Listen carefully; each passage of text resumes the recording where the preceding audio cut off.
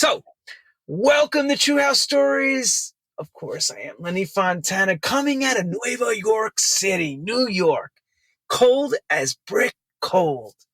Possible winter storm on its way. May go out to Europe, we shall soon see. Or you may see with pictures of me shoveling and making snowmen and snow angels. And remember, children, don't eat the yellow snow. But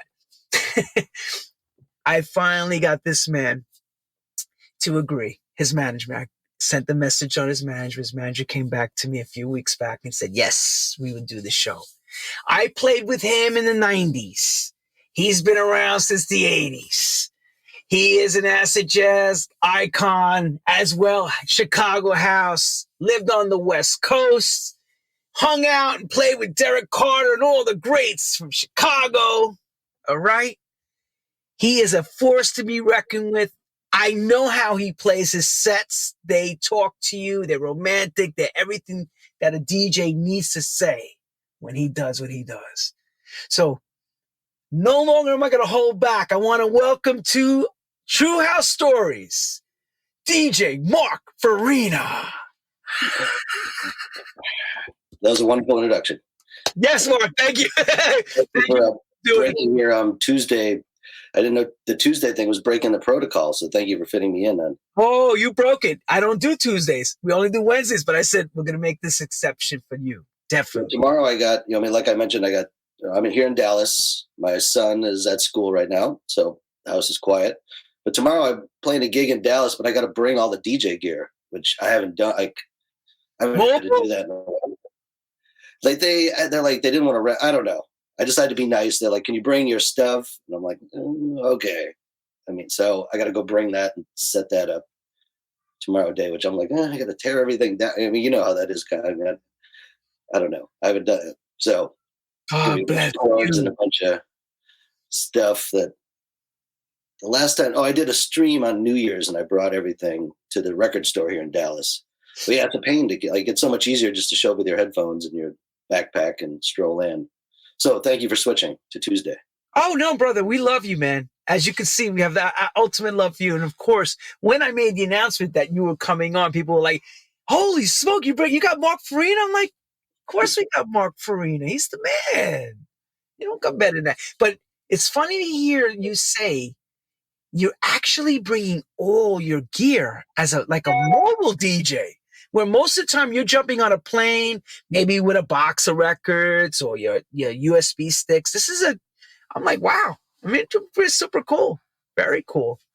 Yeah, I guess there's benefits. I know this, I'll set it up myself and I know it's my stuff. But yeah, then it always really kicks in. I find the last time I did, at the end of your set, when you're done at the end of the night, I'm like, I got to tear all this stuff down. So, but oh well, at least I know it'll work. And it's your stuff. Yeah. How big is this gig that you're doing? How first of all, explain to everyone, you're in the red state of Texas. What I mean red is it's politically speaking, it's a Republican state. They're gun-toting. It's a different type of state than New York. It's a southern state. So you're gonna go do a gig. What's this like? Give people overseas an idea of what we're talking about gig-wise. Similar to Florida here in Texas, Texas has been pretty much wide open the whole time. There's no tiers. There's no tier 1, tier 2. It's been open. Like I want to say, there was that when things kicked off, when March 2020, when things kind of shut down, that first big time, clubs here, I want to say reopened like August of 2020, something like that, in some sort of limited capacity at first. But things weren't closed that long. And then, like I said, it was pretty much, I think Florida and Texas were the first two states that were just like, open it up. Like, you can wear a mask. Like, obviously people were more into masks early on. Now it's like, at first though, you can only take your mask off to drink, but things have been open here in Texas. So there wasn't like many closings. I think the clubs to open the earliest, they had to add some sort of food element. Like that was the stipulation. Like, so the main club here in Dallas, It'll Do, that has guests, every week, they put like a hot dog stand outside. So that allowed them to be open. That was like the hurdle. during the pandemic, the early pandemic, that you needed to be allowed to open. So it wasn't like things shut down. There wasn't the no dancing rule like you had just experienced in Spain. Like that didn't happen in Texas. Yeah, we had to be careful. I mean, the people were dancing because they people who saw video, but when you do a tier 4, you're down to 25% of your clientele from what they explain. It's tough and you know this, brother. As a DJ, it's tough to play to people standing around, right? Come on, Mark. No, it is. Yeah, yeah. And I mean, when I did start off, though, we like used to do like the rooms that had multiple clubs, or multiple rooms in the club. Like there was like a chill out, like a lounge room that the sound system wasn't like the full club system, like maybe in the main room of a club. So it's just sofas and like we call it, used to call it head nod music. So I've been doing that though for a while though, where it's just like, that's the movement. Like somebody's bobbing their head at the bar. Yeah. No dancing, but yeah, the no dancing, like as a rule is, I mean, that's kind of hard. Like, why do you have it's just hard to do a club music, house music night, not have dancing. Like you just got to like sit on your hands and no dancing rule. Do not dance to Mark Farina. Watch him. Only look at him. Only watch him. But we want to welcome you too, and I'm glad you're okay. And congratulations, of course, of being a father and all that wonderful stuff. Because that's no matter how much work you do for what in our music industry, there's no better job than being a parent. You know that. You know, true. It's a very important job, right? A very important job. So, no more. We're going to get right to business because people want to hear your story, my brother. So, as I ask everyone, when you were a young kid, and now we're going to talk about your son's age and maybe a little bit older, how does music find the young Mark?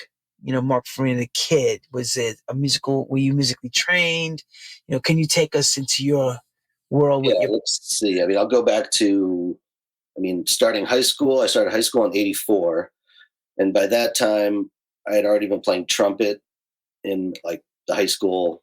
I started in the high school band, but I was in like 7th, 8th grade concert band playing trumpet. I want to say I started 5th grade, like is how we had it. So, I had that going on. So I was in a couple marching band things and concert band and just playing trumpet. But my parents weren't musical. Like you just listened to the radio all the time back then. So it was mainly, rock music and that kind of thing on the radio. And of course I was buying records like any kid back then, but I'd say, in high school, things accelerated a bit more quickly. I forget, what year is a freshman? 15? I can't even remember now. Well, normally for some 14, 15 and by 18, 19, you're graduating. So I want to say it was starting like freshman year, we learned about nightclubs and like teen clubs, they were called back then. They were just teen clubs. Like it was like 17 and under little clubs that we would start to go to in around 84, 85. But yeah, I had the trumpet thing going on and we were just buying records, but that was just how you had music back then. Like you would buy records and mean you were a DJ. It's at that point still like, but we started to go to clubs and then we saw like a DJ playing like the first couple times, like the first, you might remember like the first time you see 1200s, like at a club in action, like really, like there'd be mixes on the radio and things or tapes. But when you went to a club the first time and we're like, that's what the DJs do. Like, oh, wait, what's that thing? Oh, it's the pitch. Oh, that's how he does it. And like just watching and like, we didn't have DJ mixers yet. Like none of us, that came a little later. We learned like a friend of mine, his dad had like a DJ mixer for toga parties he threw. Like, like he would play rock and roll and throw these toga parties. And after we learned at a club, like, oh, a mixer. And we're like, Joe, doesn't your dad have a mixer? Oh, he does. Damn, that's that Radio Shack thing. So like, I brought a turntable, because you had that little setup that was like the turntable, cassette, amp, and speakers like that, I had as a kid. So I like took my turntable out and brought it over there. This was after we saw, what like the DJ did at the club. It all kind of clicked. Like you didn't have YouTube and like there wasn't a way to see that unless you went to the club and saw it. No YouTube, Google. Come on, man. We had that in the 80s. There wasn't really news. There wasn't even like a that early, there wasn't like news stories like where they would even show a DJ on TV. Like you just never saw him. There was like, you could hear him, but so yeah, we saw the DJ. We're like, oh, he's got a mixer. He's got 2 turntables. He's got this. So we started to assemble this little makeshift setup of his turntable, because my friend had a stereo, his dad had a stereo too.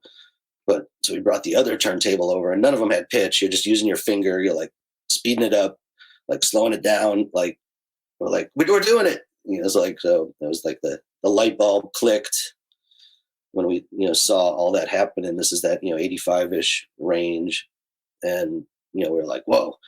And then Chicago at that time had a lot of DJs, like I'm sure similar to New York, the East Coast, like that 80s thing. We were fortunate to be around a lot of DJs that were doing stuff. So once I learned where it was, and like the industrial music at that time was beat matched a lot. Like they wouldn't just be playing like The Cure and Smiths.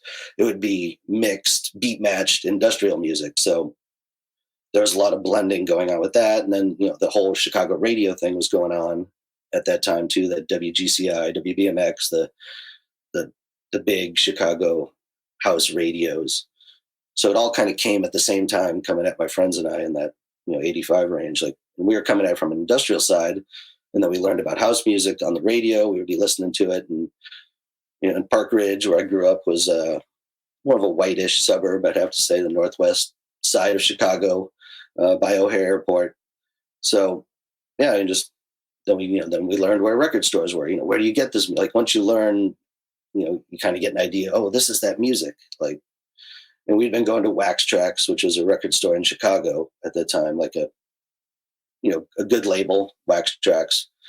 And then we discovered through that the club that was going on in Chicago, the downtown club. The big one was called Medusa's, which was like a juice bar in that mid 80s period. So like once we discovered that, we were like, that was like the whole bridge that sort of turned my friends and I into little DJs. So you're telling us that with Soft Cell and those type of records being played, all that? Yeah, Depeche Mode, like the like New Order, like, but the so Nitzareb, Cabaret Voltaire, Severed Heads, all that kind of New Wave, DOR, as we call it, dance oriented rock. Back then, new wave music, all that, right? Like Ministry was the big Chicago band. This was before Ministry went sort of crazy after Twitch album. Like early, Ministry was like industrial-ish new wave stuff. Yeah, and it was all beat match, like 120 to 126, 130, like stuff. But the DJs would mix, and that's at Medusa's. It was all blended, like layers together. But one thing I noticed about Chicago opposed to New York was that those guys playing at that time were speeding those records up. They were fast. They were playing. They pitched those things up like tough. Yeah. So everything was flying to run to get through. Remember? It was like crazy. I even listened to my old tapes. Chicago and Detroit. I meant Chicago had that tempo relationship with Detroit. Unlike New York, things were a little slower always. But Chicago, Detroit, it would be 126 plus like 129. Like you'd be at a party, it'd be 129, 130, no problem. And like all the house records, all the everything was played pitched up. Like it's like beat that box pitch. It's like beat that box. It's like wow. Yeah, especially when the house phase kicks in that period. Like it was all 125 plus. Like you couldn't play 120. Like, yeah, it's too slow. Like 120, it's too slow. No, that's the warm up. That's the warm up time. You had to jack it up, definitely. Jacking, right? So, all right. So, how does it begin for you now? So, and I can relate to this because a lot of us remember this when you said about such friend had one turntable, such friend had the mixer. And why is that? Because in those days, these items were expensive and nobody really had major jobs yet to be able to afford all this equipment at one time. So, of course, all of you putting it together would make sense to make us something like making what they would call a force, where you're working all together. So where does it go from there? You guys are starting to learn to play and all that. Take us on that part. Yeah, we're just starting to and actually, and too, with some of those industrial clubs, like it would have like a house room too alongside of it. So there'd be the industrial side, and then the house new wave like room on over there, and then the house room would be in the same club, but so we'd go check it out, and we were listening to house on the radio a bit, but we were very picky with like all our selections. So yeah, like it was starting to learn, like by going in those house rooms, like I pieced together what I was hearing on the radio, like, oh, they're getting the records that I'm hearing, these mixes, because at first you hear all these mixes, like in Chicago at that area, like there was mixes every day, like there's like the lunch mix, the mix at 6, then Friday and Saturday night, it was, mixes all night on 2 stations. So you could sit there on your radio, which we used to do with our cassette deck, and record things. So that was just an era of putting together that this music exists and then actually finding it. And, like pre-Spotify, this was, none of that. Like it took some time, like some records you'd be searching for a couple of years to figure out, like, I heard this one track, and literally like, it would take, it'd be like a year or 2 quest. Like I found this, like, that's that record. So yeah, we were just learning. Then like I got a little mixer too, somehow. I'm trying to remember how. So I took my tape deck, and like, I didn't have 2 turntables. So I would record little breaks on cassette, and then I would mix in the record that had no pitch over the cassette, which had no pitch. So you're just sort of blending. And then the easy way to do it was obviously like you could mix the same record over the record you recorded because it's at the same tempo.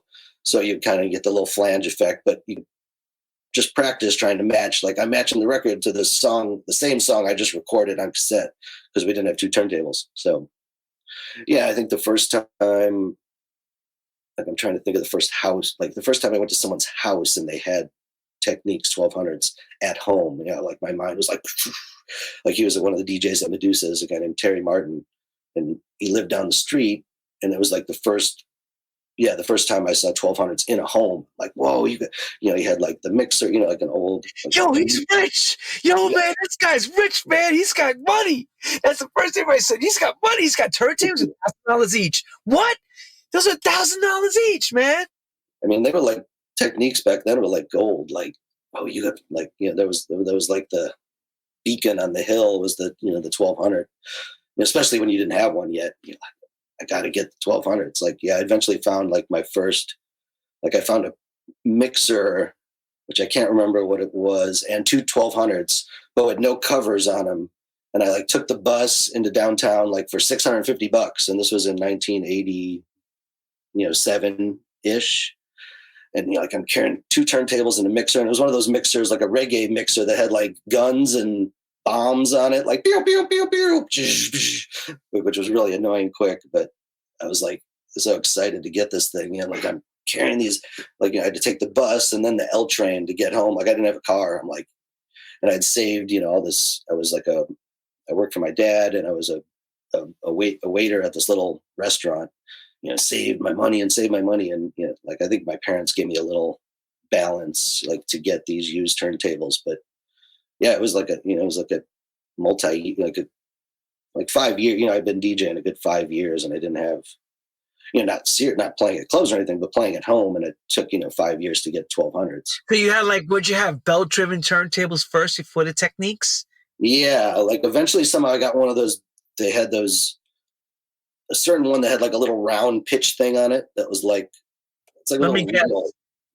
A little line on it, like I eventually found one of those, like, so it's like one had pitch, but then the other, you just like, it was easier to slow it, like speeding it up was a little bit harder than like, cause you had to like do this. Whereas like, if you just had to slow it down, you could put your finger on it, it was easier. But yeah, so eventually when you made the jump to having pitch, it was like, whoa, then you can that's when you could really practice. So yeah, but we were just going out and getting records, and we would just go out every weekend in high school to these different clubs. Like I'm sleeping over at Joe's house, and Joe would say he's sleeping over at my house, and then we'd sneak out and go to the nightclub. Be out all night. Because Medusa's, that place Medusa's in Chicago, was open till like 5 a.m. It was like 18 and. It was a juice bar thing, but it was for its time, that it was pretty. Do It you was a remember? nice. Do you remember who the DJ was that you were going to see at that time? Yeah, the DJs at Medusa's were like, I met the one guy, Terry Martin. Another main guy was Mark Stevens, who was the other Medusa's main DJ, and he would do these like reel-to-reel edits that they would only have at Medusa's, which luckily now, through knowing my friend, I have on cassette. But he would do like medleys of Yellow and ABC and different groups that were, when you'd play them off reel, it was like a, what was that, like a New Order, Perfect Kiss, like 15-minute thing that he did, on the reel-to-reel. That was awesome. So, and then there was Terry Bristol, who was a girl DJ, and another girl, Psycho Bitch. Val was her name, Valerie Scheinflug. Psycho Bitch was her DJ name. I'm trying to think who else. There was a Jeff Pazin, Mark Picchiotti was another old Chicago DJ. But there was they had good DJ, like Medusa's. It was a pretty, it was a pretty high caliber of DJs. And then they had like this upstairs video room they would play videos. And then eventually Little Lewis did Sundays at Medusa's, which was a whole nother thing, that like blew our minds going to hear Little Lewis, because we had been going to the New Wave Club, and then they started doing a house thing on Sunday. So, yeah, so it was, all night venue where, like the booth was up. It was kind of like an old theater. So the booth was kind of in where like the movie projectors would be, like a little room it had like a small balcony and like a little projection room. So yeah, that's where we, learned what mixing was like in person, at least, before we later, in the later 80, like starting 87 after high school was when we started to get into doing house parties. And, that's when I met Derek around the 88 range, 89. Well, So that's 88. that's what I was going to ask you. So, of course, you're in the learning process and honing your skills and working a real job. When does this first gig begin for you? What's the first break that happens to get you into the club world? Let's see. I graduated 87, and then I went to University of Arizona off to school in Tucson. And it was more of, I think it was just a rite of passage as kids, like to, I didn't know if I wanted to be a student, but I want to go away to school and experience something different. Like I just wanted, everybody was going away to school. Like, if you could get accepted and your parents could afford a college. So I chose Arizona for other reason, that it was just far from Chicago and different. I hadn't really been many places, but I got a gig there at a club that called the Fine Line in Tucson. And it was one of those, there was a thing back then, where clubs had their own record collection. I don't know if you remember that, like certain clubs just had their own records in the club that the head DJ would buy for the club, and it had like the club name on all the records.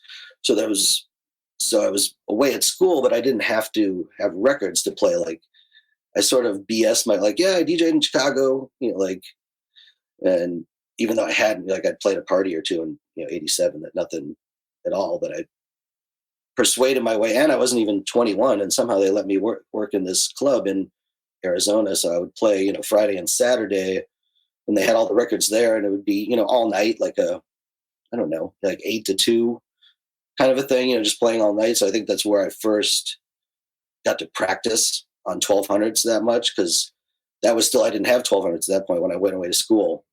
So I think that was like the first breakthrough where I got to DJ 2 nights a week for, a couple months, at least, playing every Friday, Saturday, 9 to 3 in the morning, on turntables. So I think that was like a good step to practice, like when you have to play all night, it's different these days with shorter sets and all that. Like back then it was, you DJ all night. Imagine that. You telling someone you open and to close. It's not have opener and then walk in for main slot and then go home. You had to open the club. Yeah, you're there with the bartenders, and bullshitting and talking, and then and then putting slow records on, of course.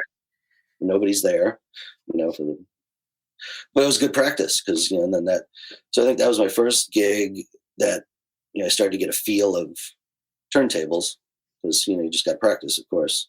And then I moved back to Chicago in 88. Like I didn't last that long in Arizona for whatever reason. Like I just, wasn't doing that great in school. I think the main reason that, like, in retrospect, I wasn't going to go to school. I was just going to get a life experience. So I went back to Chicago, and this would have been, early 88.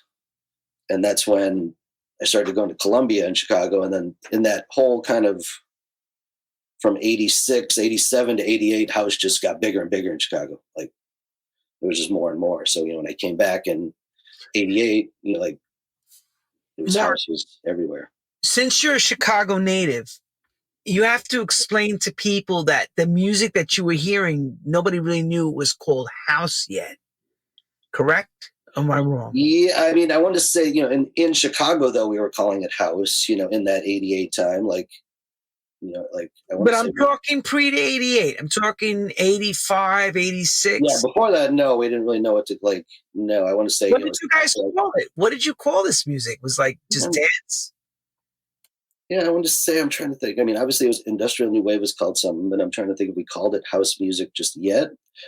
I mean, I think we might, because I want to still say in my head, though, I was calling it the house room, even though we weren't going to the club for that house room at the time. We were going for the new wave room, but we would say, let's go check out the house room. So maybe, I mean, just because, I think I realized too later, like, you assume everybody has house music, but, if you're in Chicago, everybody has house music. But then I, started going away and traveling a bit from Chicago, and I'm like, you didn't have, house music in, 87, 86, on the radio? No.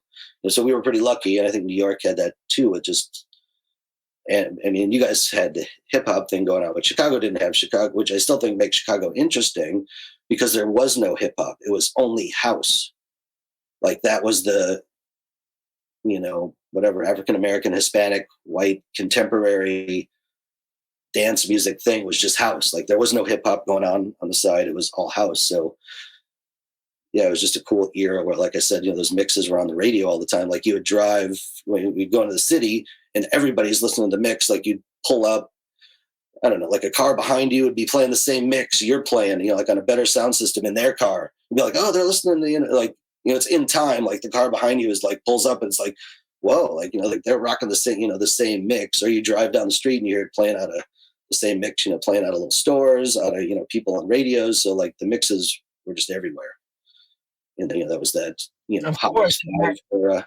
And that it's that plethora of sound the excitement is, it feels like you're part of something. It's growing. It was like when disco broke out in New York. It was crazy. That same feeling. You heard it everywhere, every radio, every store, everywhere. I remember as a little kid hearing it the same way. But house music, for me, was like garage, Paradise Garage. David Divino and Larry Levan killing those records as they were being made. And Bruce Forrest at Better Days. But I can definitely understand in the radio. Must have been crazy. You're driving around and you hear it everywhere. Yeah, and then, like, it was.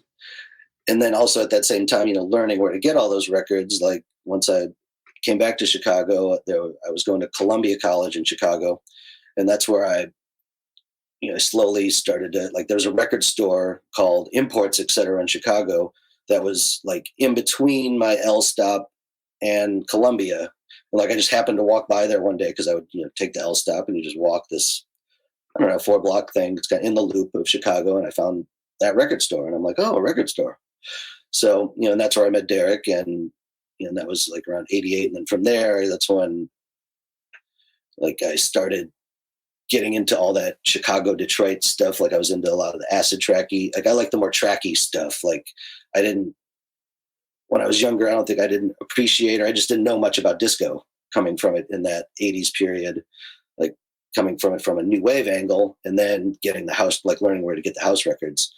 So I would get the tracky stuff, all the early acid tracks, like all the Detroit stuff was the sound I like. And then learning, about imports, like, oh, that's right, when kind of the import, like, learning what imports are and what music was coming from Europe, and that, like 88. And then as it moved on from there, more and more music started coming out of house music. And that's when we started to, throw parties in that range. And that was with, like, Derek Carter and Spencer Kinsey was another old friend of mine, Gemini.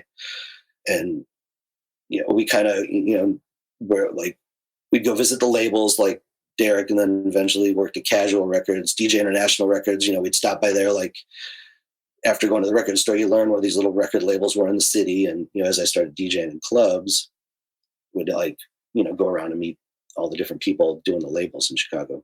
And Derek obviously knew all those before I did. He you know, would introduce me to all these people, but everything was new, you know, like it was just a good time in Chicago, definitely, in terms of all these. Oh yeah, it's fresh.